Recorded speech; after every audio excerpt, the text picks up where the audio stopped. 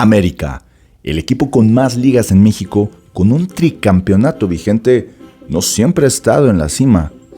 Hubo una época gris, mediocre, oscura para las Águilas, donde incluso perdían los clásicos por goleada. Y es que, ¿cómo olvidar aquella tarde del 96 donde Chivas los vapuleó 5-0? Ni trayendo a Ruggeri, Hugo Sánchez o teniendo en la banca a un gran dirigente como Leo Ben-Hacker, América podía volver al protagonismo que había dejado apenas en los años 80, donde había dominado con 5 campeonatos. Las Águilas estaban perdiendo protagonismo y necesitaban hacer algo inmediatamente. Y es que América llevaba 13 años sin ser campeón y 11 años sin asistir a la gran final. Caso contrario de su hermano menor, que lo estaba ganando todo. Estaba ganando ligas, copas, estaba asistiendo a finales. Desde aquel entonces la multipropiedad se hacía presente, aunque de manera menos abrumadora como en la actualidad.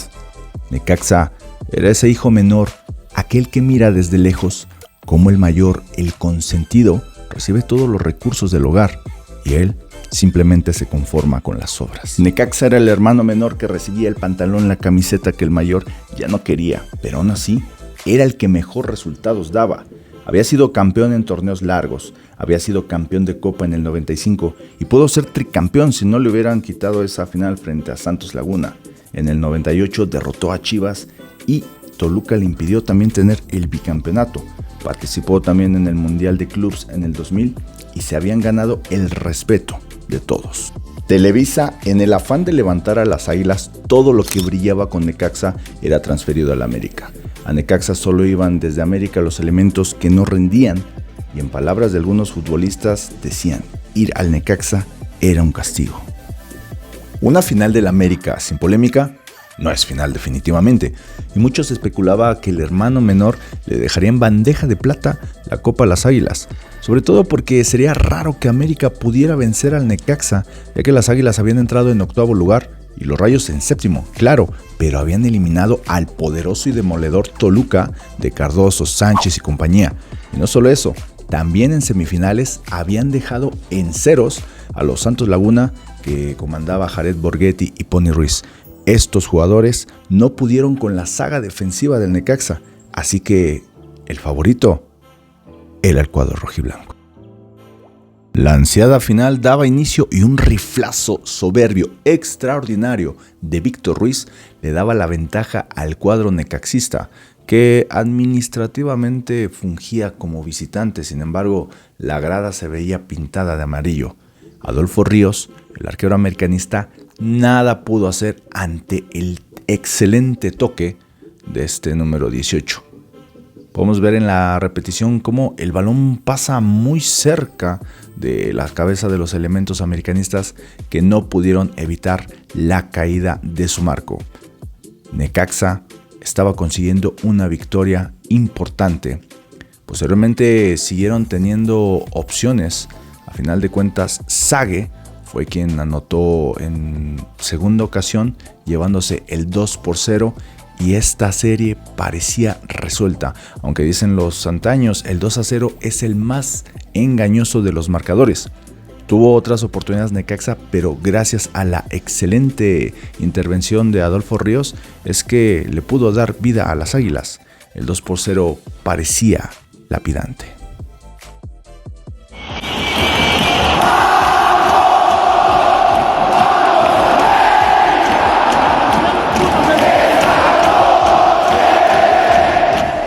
Con un estadio azteca a reventar, donde Necaxa fungía administrativamente como local, los Rayos y las Águilas se definían el todo por el todo. La ventaja era para Necaxa 2-0. 5 partidos llevaba sin recibir anotación el cuadro rojiblanco, que formaba con el experimentado Nicolás Navarro en la portería, Diego Martínez, Acosta, Salvador Cabrera, Edgar Solano en la defensa, Carlos González, Víctor Ruiz, Fabián Peña y Luis Ernesto Pérez estaban en la parte del medio campo, y como delanteros encargados de liquidar a las Águilas estaba Ángel El Rambo Sosa y Luis Roberto Alves Sague. Por su parte, La Puente mandaba a Adolfo Ríos, al Gringo Castro, a Duilio Davino, Ricardo Rojas, Raúl Salinas, Carlos Sánchez, Álvaro Ortiz, Pavel Pardo, Lipatín, el Misionero Castillo y Cristian Patiño, que había tenido una excelente temporada. El partido arrancaba y el árbitro era Armando Chundia, y las Águilas inmediatamente buscaban irse al frente por medio de Cristian Patiño. Estaban quemando las naves e iban el todo por el todo. Sinceramente lucía bastante complicado porque ya llevaba 5 partidos sin recibir anotación el cuadro rayo. América, si quería ser campeón, necesitaba anotar 3. El balón se disputaba férreamente. América seguía intentando acercarse al marcador, sin embargo, en el primer tiempo no había tenido éxito. Necaxa en algunos contragolpes le metía bastante nervio a las Águilas, porque un gol de los Rayos prácticamente eliminaría toda esperanza americanista.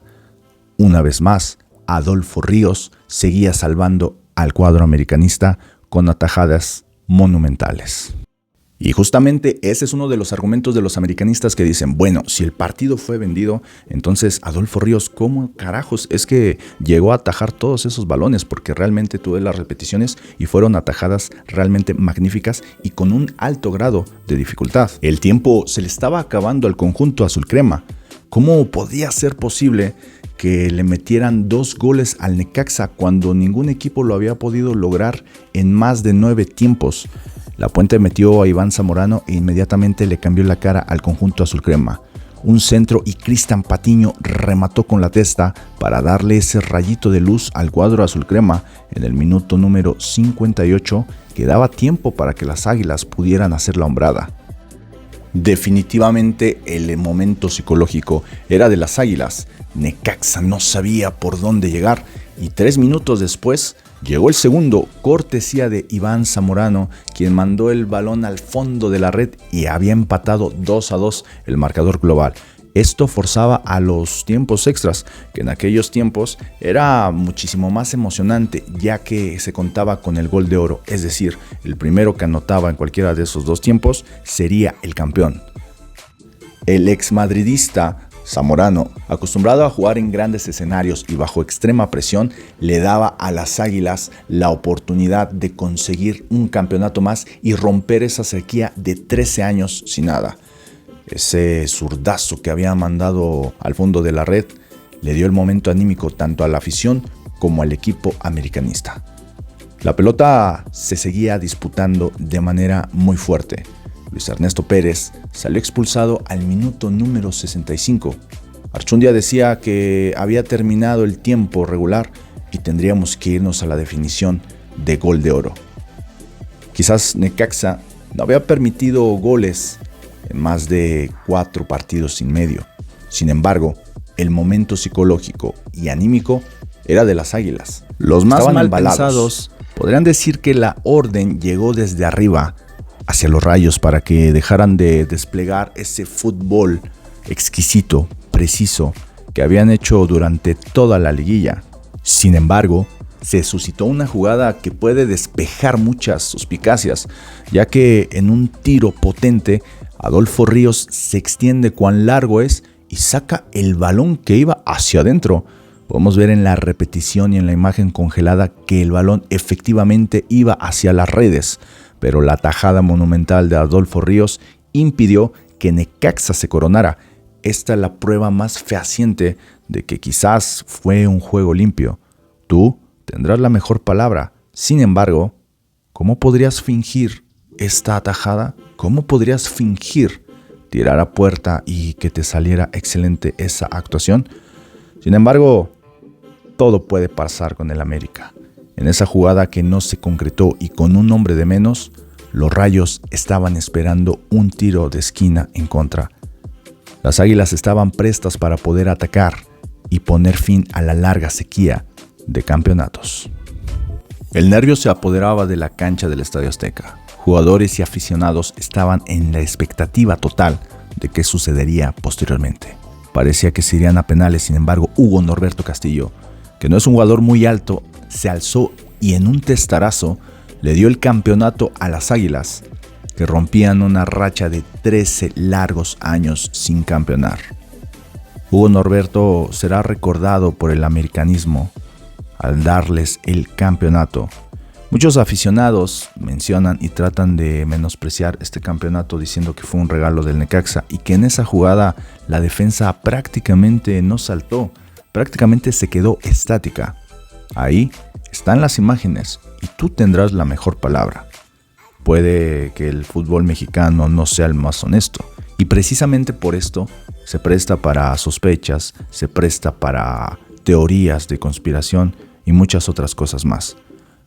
Lo que sí es cierto es que América es uno de los equipos más importantes e imponentes de México. Nos guste o no, la polémica siempre abrazará a la camiseta amarilla. Necaxa tuvo el campeonato en sus manos, sin embargo, mostró una baja de juego en la segunda parte. Nunca sabremos con precisión si fue un partido arreglado a favor del América o en verdad es el equipo más importante con mayor abolengo y garra dentro del fútbol mexicano. Nunca sabremos si de verdad en ese partido América demostró que es el ave de las 1000 tempestades y que no importa cómo sea el panorama, América no lo des por muerto hasta que silbe el árbitro, porque de lo contrario te saca el partido, te saca campeonatos y te saca varios corajes al no poder verlo perder. Espero que te haya gustado el video. Déjame en los comentarios qué piensas de esta final. Si realmente estuvo arreglada, estuvo vendida a favor del América, si el Necaxa ayudó a su hermanito o qué sucedió.